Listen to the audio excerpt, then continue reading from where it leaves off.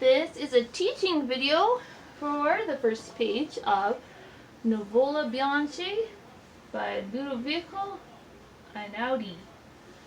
This is for somebody who is looking to play this song, who's probably at the intermediate level, maybe late beginner, early intermediate, and maybe you really love this song and you want to try it, but you're having a little bit of challenge with, say, the counting, maybe the flats, maybe the fact that your right hand is kind of playing two different melodies in certain spots, and how you put the notes together.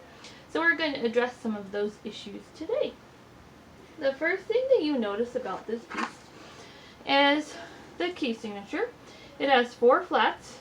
A, B, D, and E are flatted, but don't let that scare you too much. The composer actually made it relatively easy for you in that when you play a chord, it's either no flats or all flats. So it makes it easier than it would be otherwise. And the same with the moving left hand part. And then they're either going to be all flats or no flats. So that's a lot easier than it could be. You're not going to have a mixture of flats and no flats within a measure. Now, one other thing we want to notice with this piece is that it has different time signatures. So it starts off with common time, which is 4/4, 4 beats per measure, and quarter note gets 1 beat. But then it changes to 12/8, which means 12 beats per measure, and an 8th note gets 1 beat. So that is something that we're going to need to keep in mind. The third thing you want to notice about this piece is the tempo markings. There are 3 on this first page. The beginning says a quarter note should equal 40 on your metronome, which is quite slow. They want the beginning to be slow, slow, slow. Then they change to a dotted quarter equals 78. And here, a dotted quarter equals 80. So you have 3 different tempo markings to give you an idea. Wouldn't worry too much about that at the beginning, but as you get better at it, you're going to want to practice the metronome, and that will help you know what speed you're aiming for. So at the beginning, quite slow. If I put my metronome, I have a manual metronome, so if I put that on 40, it's about as slow as it can go, like this. This is about 40. So if I was going to play the beginning part, I'm going to be playing like 1, 2, 1, 2, 1, 2, 1, 2.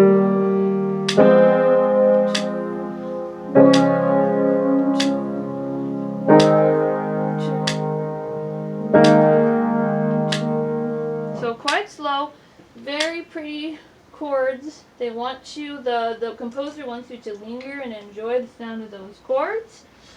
So you notice that there were 4 ticks of the metronome per measure. So each half note would get 2 ticks of the metronome, and a quarter note would get 1.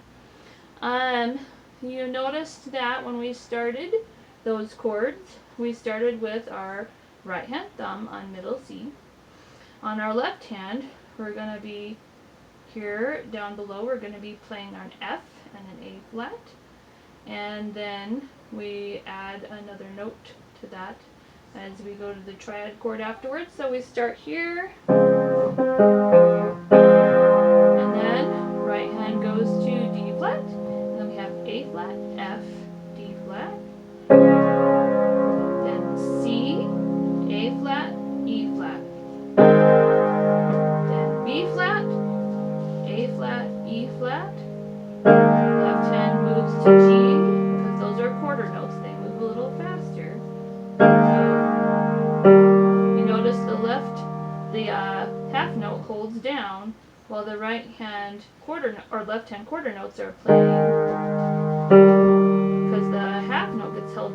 2 beats, while the quarter notes get 1. we move to measure 3. We repeat the chords from measure 1. Then we go to E flat and C, A flat and E flat. Then E flat, B flat, G and E flat. Now that little funny sign right here above the last chord is called a fermata. What that means is you can hold it as long as you want. If you want to hold it a little longer than the metronome would say, that's fine, because you're about to move to a new section. So you have some latitude there. Now, the next section is all about long chords in the left hand. You'll notice that they are dotted whole notes. And so they're held for the entire measure. Again, we notice that the composer made it easy. The first chord is F, C, and F down here. So you're playing an octave with the C in the middle, and none of them are flatted. It's just all regular notes. And then the next chord, we move to D flat, and then we have G flat, and then the D flat down here. So again, we have an octave, our D flats, and then we have our G flat in the middle. Oh, A flat. A flat in the middle. And then you hold it for the whole measure again. And then you move to your next chord, which is A flat with an E flat in the middle. Again, octaves. And then we go back to that other chord, E flat, and this is another chord.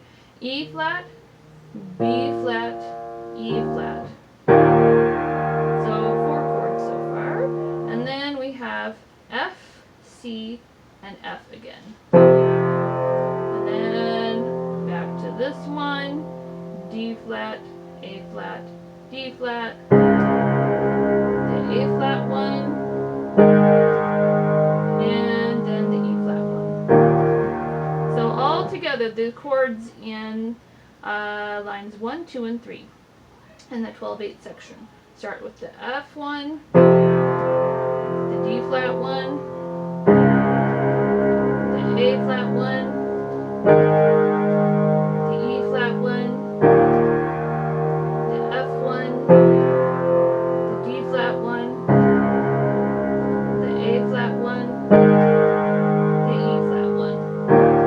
So that's a lot easier when you kind of break it down like that. Just octaves and basically only a few chords. By the way, I apologize for my piano not being strictly in tune. This Steinway is from the 1920s and can no longer be tuned to standard. So we are saving up to rebuild it. But meanwhile, it is what it is.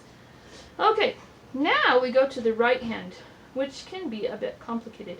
You notice that in several of the measures, we have 2 lines basically that the right hand is playing.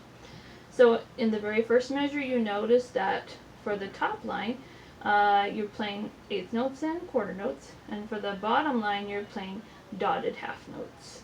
And here you have dotted half notes, you have some dotted quarters and 1/8 and so on. It gets a little confusing sounding, but it's not as bad as it looks when you break it down. One thing I want to talk about is the easiest way to count this, because that can be confusing when you're first looking at it. Now, to me, the easiest way to count this is not the standard 1 and a 2 and a kind of counting that you generally learn. The easiest way to count it is to subdivide. So you'll notice that the way you do that, you look and see what is the shortest type of note that I have in this section that I'm learning. And the shortest, as far as duration of how long you hold it, is an 1/8 note. And the 1/8 note gets 1 beat, happens to get 1 beat. So that makes it even easier. So if you have an 1/8 note gets 1 beat, then the way you're going to count everything is figuring out how many 1/8 notes fit into the longer notes. So a quarter note, 2/8 notes fit into it, dotted quarter 3, half note gets 4, dotted half gets 6, whole note gets 8, and a dotted whole note gets 12. So, when you are counting out a rhythm, here is one of the most common rhythms that we see in this song. It goes 8th, quarter, quarter, 8th, 8th, quarter, quarter, 8th. We see that a lot in this section. And so here's how we would count it if we are subdividing. And it lets you know precisely how long to hold everything. You'd count it like this. 1, 1, 2, 1, 2, 1, 1, 1, 2, 1, 2, 1. And you'll notice all of those, of course, equal 12, since there are 12 beats in a measure. 8th note gets 1 beat. And it just makes it much more precise. Now, you could also count it adding up to 12 in your head if you'd rather. So you'd say 1, 2, 3, 4, 5, 6, 7, 8, 9, 10, 11, 12. But to me, it's easier just to take each note separately and say how many counts, how many 8th notes are going to be in each note. That's easier to me.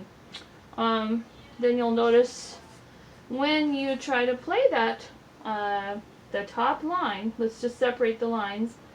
Starting in measure 5, we're going to play the top part.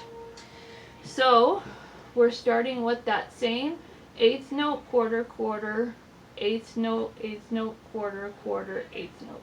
So we're going to count it out loud while we play it. 1, 1, 2, 1, 2, 1, 1, 2, 1, 2, 1. And of course it's flatted because all A's are flatted. So that's not too hard. We go to measure 6, same thing. 1, 2, 1, 2, 1, 2, 1, 2, 1, 2, 1. And you notice even in the next line, measure 7, you're going to have the same rhythm. 1,